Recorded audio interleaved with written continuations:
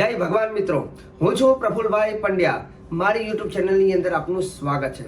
દર્શક મિત્રો, આજે હું તમને જાણકારી આપીશ વિશ્વકર્મા ભગવાનની જયંતિ ક્યારે છે, કયા મુહૂર્તમાં કરવી પૂજા, વિશ્વકર્મા જયંતિએ કેવા ઘરેલું ઉપાય કરવા, સંપૂર્ણ જાણકારી આજના કાર્યક્રમમાં હું તમને જણાવવાનો છું. જો તમે મારી યુટ્યુબ ચેનલમાં પહેલી વાર આવ્યા હોય તો મારી યુટ્યુબ ચેનલને તમે લાઈક કરો, શેર કરજો, સબસ્ક્રાઇબ કરજો અને બેલનું બટન તો ચોક્કસ દબાવજો. શરૂઆત કરીએ. વિશ્વકર્મા જયંતિ ક્યારે છે? તો એવું કહેવાય છે કે માસ સુદ 13ના દિવસે ઉજવવામાં આવતો પર્વ જેને વિશ્વકર્મા જયંતિ કહેવામાં આવે છે, જે આ વખતે ખાસ કરીને 31 જાન્યુઆરી 2027 ને શનિવારના દિવસે આ પર્વને ઉજવવામાં આવે છે.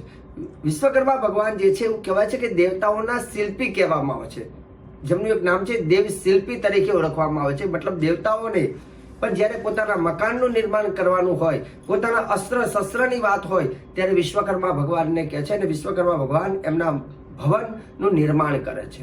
એવું કહેવાય છે કે મશીનરી બનાવનાર ઓજારોના દેવ એટલે કે વિશ્વકર્મા ભગવાન. દુનિયાના પ્રથમ આર્કિટેક્ટ જે હતા એ છે વિશ્વકર્મા ભગવાન, જેમને એવું કહેવાય છે કે દેવતાઓનું ઇન્દ્રપુરી પણ એમને બનાવેલું, દેવતાઓનું સ્વર્ગ, વિષ્ણુ ભગવાનનું ચક્ર, શિવજીનું ત્રિશૂલ, લંકા, દ્વારિકાપુરી, હસ્તિનાપુરી, ઇન્દ્રપુરી, યમપુરી, કુબેરપુરી અને કુબેરજીનું જે વિમાન જે છે પુષ્પક વિમાન એ પણ એમને બનાવેલું છે. એવું કહેવાય છે કે દેવરાજ ઇન્દ્રની સભાની અંદર બિરાજમાન છે વિશ્વકર્મા ભગવાન. અને જ્યારે એમને કોઈ દેવતાઓના ભવનની વાત કરવામાં આવે ત્યારે હંમેશા વિશ્વકર્માને આજ્ઞા કરવામાં આવે છે અને દેવરાજ ઇન્દ્ર કહે તે પ્રમાણે પછી વિશ્વકર્મા ભગવાન એ દેવનું એ મકાન બનાવે છે. એવું કહેવાય છે કે વિશ્વકર્મા ભગવાનનું સ્વરૂપ એ બ્રહ્માજીના સ્વરૂપ સમાન ગણવામાં આવે છે. બ્રહ્મ વક્ત્ર ભુજે ક્ષત્ર મરુ વૈશ્ય પ્રકૃતિ પાદો યસ્ય શુદ્રવે વિશ્વકર્માત્મને નમઃ. વિશ્વકર્મા ભગવાને સમગ્ર સૃષ્ટિને ઘડી છે, સૃષ્ટિની રચના કરી છે. અને વિશ્વકર્મા ભગવાનના પણ 5 પુત્ર છે, જેમાંથી એક છે મનુ, એક છે મય, એક છે ત્વષ્ટા, એક છે શિલ્પી અને એક છે દેવજ્ઞ. 5 પુત્રના અલગ અલગ કાર્ય છે, જેમાં મનુ જે છે, મનુ ઋષિ, એમનું કાર્ય લોખંડનું છે. લોખંડનું જે કઈ વસ્તુ છે એનું નિર્માણ મનુ ઋષિ કરેલું છે.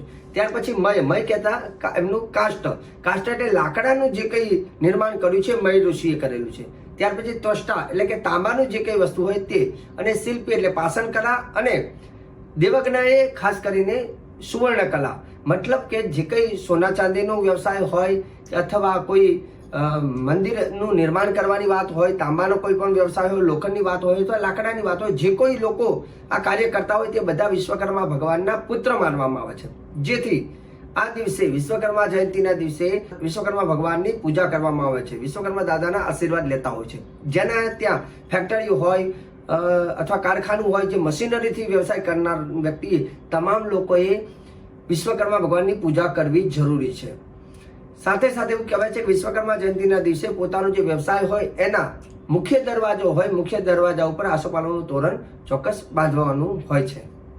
રહી વાત કે પૂજન વિધિની, તો વિશ્વકર્મા જયંતિના દિવસે આપણે પૂજા વિધિ કરવી હોય તો કઈ રીતે કરવાની? તો કહ્યું તે પ્રમાણે પહેલા તો તમારી જે કઈ ઓફિસ હોય, ફેક્ટરી હોય, કારખાનું હોય, એમાં થોડું ગંગાજળનું છંટકાવ ચોક્કસ કરવું.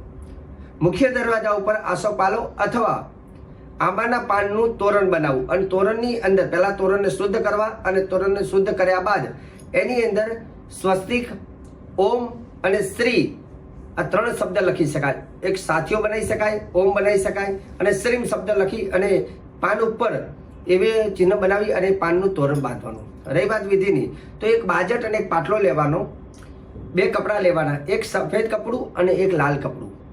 બાજટ ઉપર સફેદ કપડું પાથરવાનું, એની ઉપર ચોખા મૂકવાના અને વિશ્વકર્મા ભગવાનનો ફોટો ત્યાં મૂકવાનો. લાલ જે પાટલો છે, પાટલા ઉપર લાલ કપડું મૂકવાનું, એની ઉપર ઘઉં મૂકવાના અને ભગવાન ગણપતિ દાદા બિરાજમાન કરવાના. બાજુમાં અખંડ દીવો ચાલુ કરવાનો. પૂજન કરનાર વ્યક્તિએ સ્નાન કરી પવિત્ર વસ્ત્ર ધારણ કરી અને આસન ઉપર બિરાજમાન થઈ અને પોતાના ભાગ્યમાં ચાલનો કરી અને ભગવાન ગણેશજીની પૂજા કરવાની. દીવો જે કર્યો હોય દીવાની પૂજા કરવાની.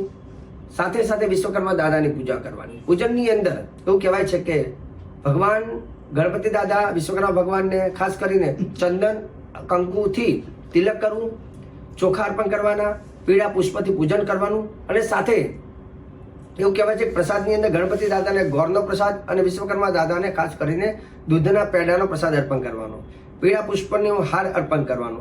આટલી વિધિ કર્યા બાદ એની આગળ એક કપડું પાથરવાનું, તમારા જે કંઈ ઓજાર હોય, જે અસ્ત્ર, જે ઓજારથી તમે કાર્ય કરતા હોય તે ઓજારને પણ પૂજન કરવાનું. ઓજાર પૂજનની અંદર ખાસ કરીને ગંગાજલ તમારે લેવાનું, એક ચોખ્ખા કપડાની અંદર લેવાનું. ચોખ્ખા કપડું ભીનું કરી ગંગાજલ વાળું એ બધા જ ઓજારને સાફ કરવા. તમામ ઓજારને સાફ કર્યા બાદ તમામ ઓજારને નાળાછડી બાંધવાની અને સ્વસ્તિક સાથીઓ શક્ય હોય તો સાથીઓ અથવા કંકુના 5 ચાંદલા કરવા. તમામ ઓજારની ઉપર 2 દાણા ચોખા, અબીલ ગુલાલ પધરાવવાનું, ફૂલનો હાર પહેરાવવાનો અને ધૂપ કરવાનું. અને તમામ ઓજારની ઉપર એવું કહેવાય છે કે ધૂપ કર્યા બાદ જો શક્ય હોય તો ગુલાબની પાંખડી એની ઉપર વૃષ્ટિ કરજો. સાથે સાથે જેની ફેક્ટરી હોય તો તમામ ફેક્ટરીના મોટા મોટા જે મશીન હોય ત્યાં તમામ મશીન ઉપર પણ ત્યાં પણ સ્વસ્તિક કહેતા સાથીઓ બનાવી, ફૂલનો હાર પહેરાવી અને તમામ મશીન જેટલા મશીન છે તમામ મશીને એક શ્રીફળ વધેરું. ત્યારબાદ વિશ્વકર્મા ભગવાનની આરતી કરી બધાએ પ્રસાદ લેવો. આ રીતે વિધિ વિધાન કરવાથી વિશ્વકર્મા દાદાની અસીમ કૃપા તે વ્યક્તિ ઉપર પ્રાપ્ત થાય છે. હવે રહી વાત કે મુહૂર્તની વાત કરીએ તો વિશ્વકર્મા જયંતિના દિવસે જો તમારે પૂજા વિધિ અથવા શ્રેષ્ઠ મુહૂર્તની વાત કરતા હોય તો સવારના 8:19 થી માંડીને સવારે 9:14 સમયમાં જો તમે કરો છો તો એ મુહૂર્ત તમારા માટે શુભ અને આર્થિક લાભ પ્રદાન કરે છે. બીજા નંબરની વસ્તુ મધ્યાહનકાળ એટલે કે બપોરના સમયે 12:31 થી માંડી અને 1:15 જે સમય છે આ સમય પણ શુભ સમય છે. તો આ શુભ સમયમાં પણ તમે પૂજાની વિધિ ચોક્કસ કરજો. મિત્રો, ખાસ કરીને વિશ્વકર્મા ભગવાનના 21 ચમત્કારી નામ વિશે પણ મારે વાત કરવી છે. આ 21 ચમત્કારી નામ એવા છે કે જો તમે આ 21 ચમત્કારી નામનો ઉપાય કરો છો તો એનાથી વ્યવસાયમાં સારી એવી રફતાર પકડાય છે અને વ્યક્તિને એક સારા લાભ થાય છે. હવે આ ઉપાય વિશ્વકર્મા જયંતિના દિવસે જ કરવાનો છે. જે વ્યક્તિને 21 નામનો ઉપાય કરવો હોય એને વિશ્વકર્મા ભગવાનના ફોટાને તિલક કરી અને ભગવાનને ફૂલનો હાર પહેરાવવાનો છે અને 21 પીળા પુષ્પ લેવાના છે.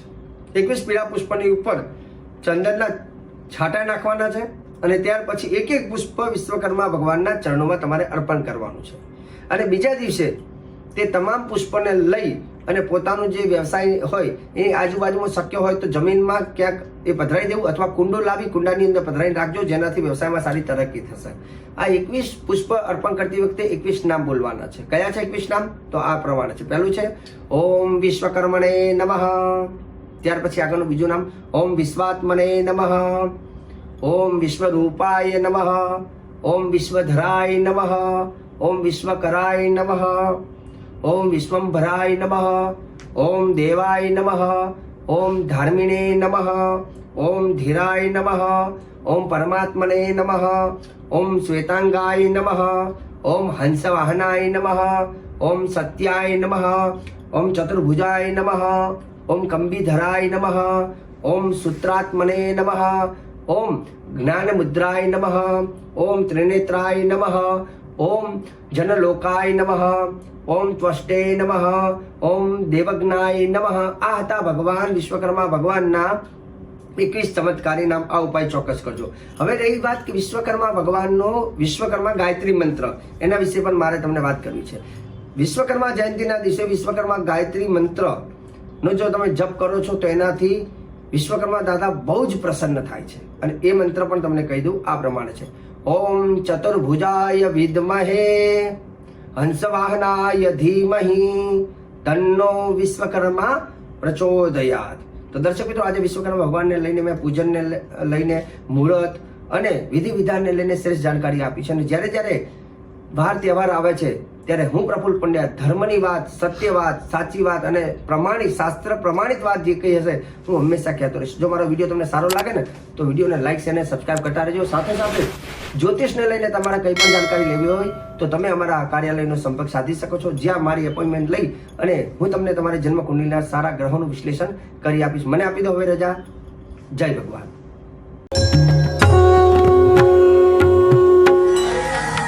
જય ભગવાન.